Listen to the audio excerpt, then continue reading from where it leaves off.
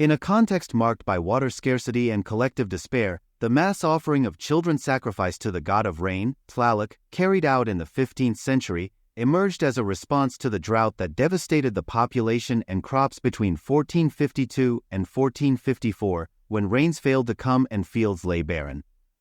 Through these sacrifices, the Mexicas sought to attract rain and thus ensure their survival and social stability.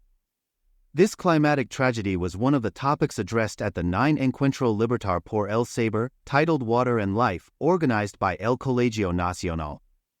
During the event, archaeologist Leonardo López Luján, director of the Templo Mayor Project, PTM, of the National Institute of Anthropology and History, INAH, offered a deep perspective in light of new data on Offering 48, found in 1980, which contained the remains of at least 42 children sacrificed to Tlaloc. Water was the primary source of life in the basin of Mexico and an essential element for agriculture, which formed the economic and food base of the Mexicas. Mexica religiosity was deeply tied to natural cycles, and the sustenance of the people depended on the rains. Tlaloc, the god of rain and fertility, was one of the most important deities in their pantheon. In his honor, offerings and rituals were performed in hopes of ensuring rainfall and, thereby, successful harvests. During this event, López Luján highlighted that in 9 of the 18 months that comprised the Mexica agricultural calendar, specific ceremonies dedicated to the provision of rain were celebrated, many of which culminated in the sacrifice of children personified as Tlalocs, the assistants of Tlaloc. The offering located on the northwest side of the Templo Mayor, built under the rule of Moctezuma Ilhuacamina, illustrates how religiosity intertwined with adaptation strategies in response to climatic crises. Offering 48 is one of the most striking examples of this type of ritual.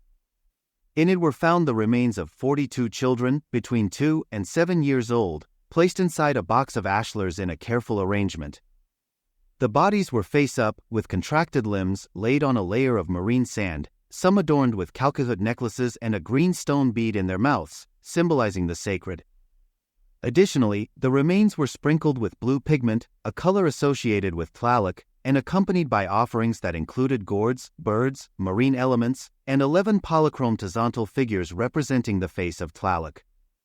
Physical anthropologist Juan Alberto Roman Barraliza analyzed these remains and found signs of parodic hyperostosis, a condition resulting from nutritional problems that reflects the harsh living conditions of that time.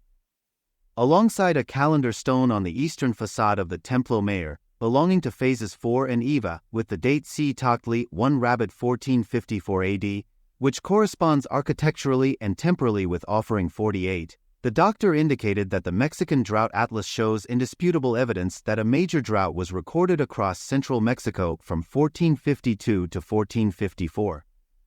Everything suggests that early summer droughts would have affected the germination, growth, and flowering of plants before the canicula midsummer heat, while autumn frosts would have attacked the corn before it matured. Thus, the concurrence of both phenomena would have destroyed crops and led to prolonged famine. The drought of 1454, which lasted 3 years, caused unprecedented devastation in the basin of Mexico, affecting the economy, agriculture, and daily life of the population. Historical sources indicate that Moctezuma Ilhuacamina's government attempted to mitigate the famine by ordering the distribution of provisions stored in royal warehouses.